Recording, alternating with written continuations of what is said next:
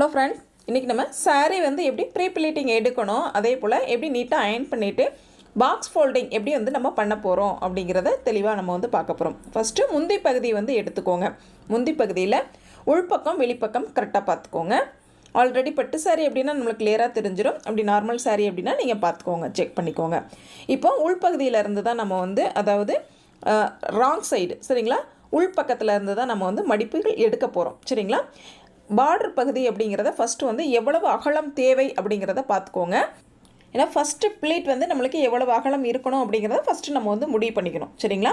எனக்கு இந்த பார்டர் அகலம் இருந்தால் போதுமானது, அதனால் இந்த பார்டரோட அகலத்தை அப்படியே நான் வந்து எடுத்துக்கிறேன். உங்களுக்கு பார்டர் பெருசாக இருந்தது அப்படின்னா நீங்கள் கொஞ்சம் கம்மியாக கூட எடுத்துக்கலாம், முக்கால் பார்டர் மாதிரி கூட எடுத்துக்கலாம் சரிங்களா.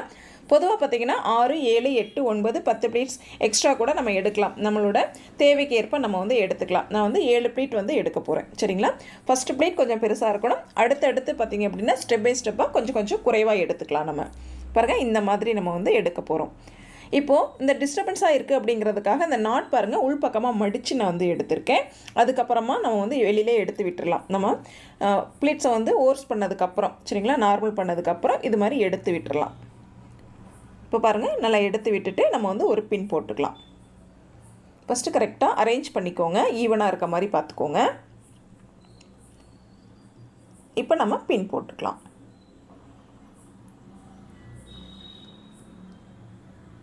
இதுபோல் பின் போட்டுக்கோங்க. இப்போ பாருங்கள், இந்த கிளிப் எதுக்காக அப்படின்னா நம்ம கையில் வந்து அரேஞ்ச் பண்ணுறது சிரமம் இல்லைங்களா. ஆக இது மாதிரி டேபிளில் வச்சு நீங்கள் கிளிப் போட்டிங்க அப்படின்னா கொஞ்சம் ஈஸியாக இருக்கும், உங்களுக்கு ப்ளீட் எடுக்கிறதுக்கு கொஞ்சம் ஈஸியாக இருக்கும். அதுக்காக டேபிளோட கார்னரில் வச்சு நான் வந்து கிளிப் போட்டிருக்கேன். இப்போ பாருங்கள், கொஞ்சம் ஈஸியாக நம்ம வந்து எடுக்க முடியும். ஃபஸ்ட்டு ப்ளேட்டில் இருந்து அரேஞ்ச் பண்ணிக்கிட்டே வாங்க. இந்த மாதிரி லைட்டாக வந்து நம்ம அயர்ன் பண்ணுறது போல் கையில் நல்லா இது மாதிரி எடுத்து விட்டுட்டு நம்ம ஒவ்வொரு ப்ளீட்டாக எடுக்கும் பொழுது ஈஸியாக நம்ம நல்லா அரேஞ்ச் பண்ண முடியும். பாருங்கள், நம்மளுக்கு தேவைக்கேற்ப கரெக்டாக இருக்கா அப்படிங்கிறதையும் பார்த்துக்கோங்க. அதே போல் முன்ன பின்ன இல்லாமையும் பார்த்துக்கோங்க. ஏன்னா உள்பக்கம் ஒரு ப்ளீட் அதிகமாகவோ அல்லது ஒரு ப்ளீட் குறைவாகவோ இருக்கும், அதை வந்து அரேஞ்ச் பண்ணிக்கோங்க. முந்தி பகுதியில் கொஞ்சம் பார்டர் வந்து ப்ராடாக இருக்கிறனால அப்படி தான் இருக்கும். கொஞ்சம் அட்ஜஸ்ட் பண்ணி இது மாதிரி லைட்டாக எடுத்துக்கோங்க. அயர்ன் பண்ணிட்டோம் அப்படின்னா நீட்டாக இருக்கும். அடுத்து மறுபடியும் அந்த இடத்துல இருந்து மறுபடியும் மேல் பக்கம், நம்மளுக்கு அந்த முந்தி பகுதியினுடைய ஹைட் மட்டும் பத்தாது இல்லைங்களா.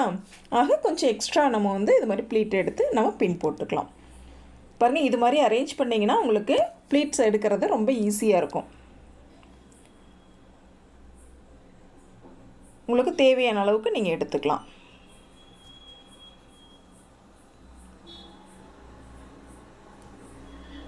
ஃபைனலாக பாருங்கள், அரேஞ்ச் பண்ணிக்கோங்க. முன்ன பின்ன இல்லாமல் அரேஞ்ச் பண்ணிக்கலாம். கரெக்டாக இருக்கா, ஈவனாக இருக்கா அப்படின்னு செக் பண்ணிக்கோங்க. அதுக்கப்புறம் நம்ம வந்து பின் போட்டுக்கலாம். பின் போட்டுட்டு நம்ம தேவையான ஹைட்டுக்கு இருக்கா அப்படிங்கிறதையும் நம்ம வந்து செக் பண்ணிக்கணும் சரிங்களா. இப்போது ரஃபாக நம்ம வந்து பின் போட்டுக்கிறோம்.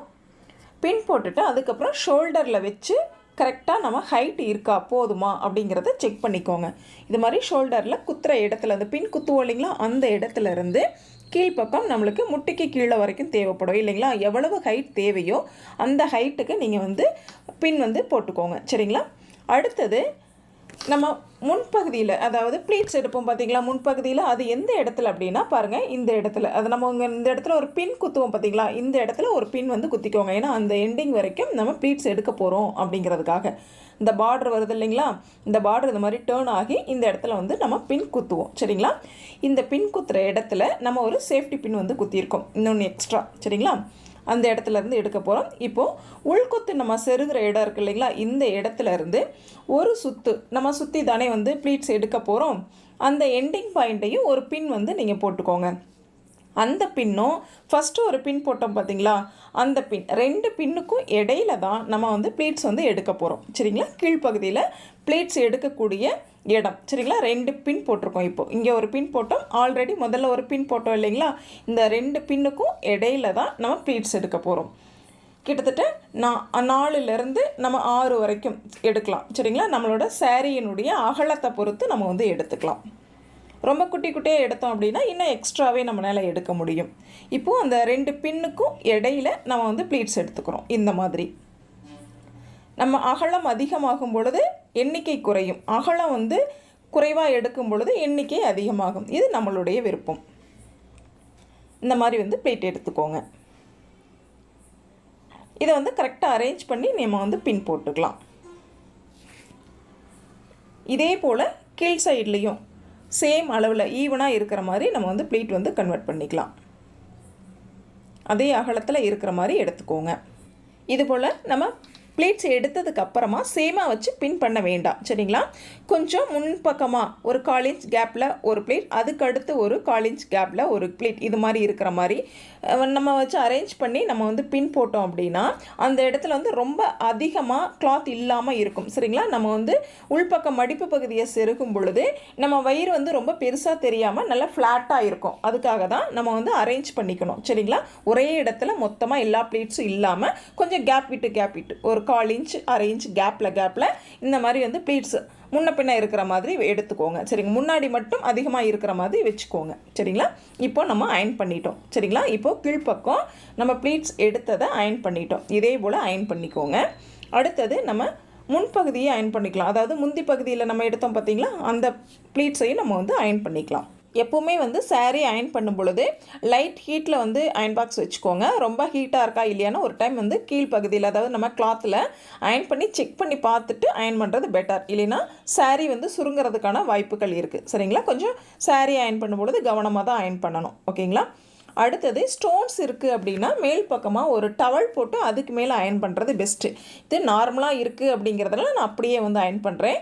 ஸ்டோன்ஸ் இருந்தால் அந்த மாதிரி வந்து நீங்கள் அயன் பண்ணிக்கலாம்.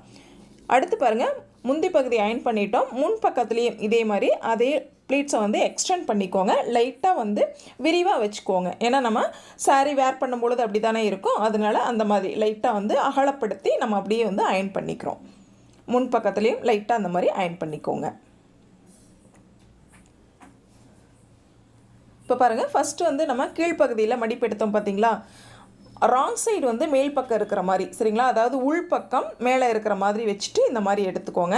இப்போ பாருங்கள், அந்த சைடு இருக்கக்கூடிய கிளாத் எடுத்து நான் ஒரு ஃபோல்டு பண்ணி தான் போட்டிருக்கேன். சரிங்களா? மறுபடியும் ஒரு ஃபோல்டு பண்ணியிருக்கேன். நெக்ஸ்ட்டு இந்த சைடு முந்தி பகுதி. சரிங்களா? இந்த மாதிரி எடுத்து விட்டுக்கோங்க. அதே போல் அரேஞ்ச் பண்ணிக்கலாம். இந்த மடிப்பு வந்து அதே போல் இருக்கிற மாதிரி அரேஞ்ச் பண்ணிக்கோங்க. அடுத்து லைட்டாக ஒரு ஃபோல்டு பண்ணிக்கோங்க. இந்த சைடு நம்ம முந்தி பகுதியோட எக்ஸ்ட்ரா கிளாத்தை இந்த மாதிரி ஃபோல்டு பண்ணிக்கலாம். நம்மளுக்கு எவ்வளவு அகலம் தேவையோ அந்த அகலத்துக்கு பாக்ஸ் வந்து நம்ம ரெடி பண்ணிக்கலாம். சரிங்களா? பாருங்கள், இந்த மாதிரி ஃபஸ்ட்டு ஒரு ஃபோல்டு, அடுத்து வந்து டபுள் ஃபோல்டு இந்த மாதிரி பண்ணிக்கிறோம். அடுத்து பாருங்கள், நம்ம முந்தி பகுதியோட பின் வந்து இந்த சைடில் வரும். சரிங்களா? இப்போது நம்ம முந்தி பகுதியில் இருக்கிற பின்க்கு அந்த பக்கம் இருக்கிற எக்ஸ்ட்ரா இருக்கிற லென்த்தாக இருக்கிற மடிப்பு பகுதி பூரா இந்த மாதிரி மடிச்சிடுங்க. அடுத்தது இந்த கேப்குள்ளார இந்த மாதிரி வந்து உள்ளே இன்சர்ட் பண்ணிட்டீங்க அப்படின்னா நல்லா டைட்டாகவும் இருக்கும். உங்களுக்கு களையாது, பாக்ஸ் வந்து களையாமல் அப்படியே இருக்கும். சரிங்களா? கீழ்ப்பக்கம் ப்ளீட்ஸும் மேல் பக்கம் அந்த ப்ளீட்ஸும் நம்மளுக்கு தெரியுது. இதில் வந்து ப்ளவுஸ் உள்பக்கம் வச்சுக்கிறது அப்படின்னா இந்த கேப் இருக்குது பார்த்தீங்களா, இந்த கேப்பில் உள்பக்கம் இந்த மாதிரி நீங்கள் செட் பண்ணிக்கலாம்.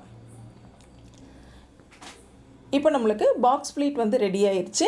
இது இப்படியே நம்ம வந்து பேக்கில் எடுத்துகிட்டு போகிறதுனால எடுத்துக்கலாம், அல்லது கவர் போட்டு எடுத்தோம் அப்படின்னா இன்னுமே வந்து சேஃபாக இருக்கும். இதுபோல் கவர் எடுத்துக்கோங்க. கவர் எடுத்துகிட்டு உள்பக்கத்தில் இதை மாதிரி நம்ம செட் பண்ணிட்டோம் அப்படின்னா நம்மளுக்கு எந்த காரணத்தை கொண்டும் பாக்ஸ் ப்ளீட் வந்து களையவே களையாது. அதே போல் எத்தனை சாரீஸ் வேணாலும் நம்மளால் வந்து எடுத்துகிட்டு போக முடியும். சரிங்களா? ஒரு லாங் ட்ராவலுக்கு அப்புறம் ஃப்ரெஷ்ஷப் ஆகிட்டு அதுக்கப்புறம் நம்ம வந்து ஒரு ஃபங்க்ஷன் கிளம்புறோம் அப்படிங்கிற பட்சத்தில் நம்ம இங்கேருந்தே வந்து சாரீ வேர் பண்ணிட்டு போகிறது ரொம்ப சிரமம் இல்லைங்களா? ஆக இதுபோல் நம்ம எடுத்துகிட்டு போயிட்டோம் அப்படின்னா சாரீ நம்மளுக்கு ஈஸியாக நம்ம வந்து அங்கே எடுத்துகிட்டு போய் வேர் பண்ணிக்கலாம். நம்மளுக்கு டைமிங்கும் வந்து ரொம்ப சேவ் ஆகும், ரொம்ப கம்ஃபர்டபுளாகவும் நம்மளுக்கு வந்து இருக்கும். நம்ம பதிவு பிடிச்சிருந்தது அப்படின்னா சப்ஸ்கிரைப் பண்ணிக்கோங்க. Thank you friends.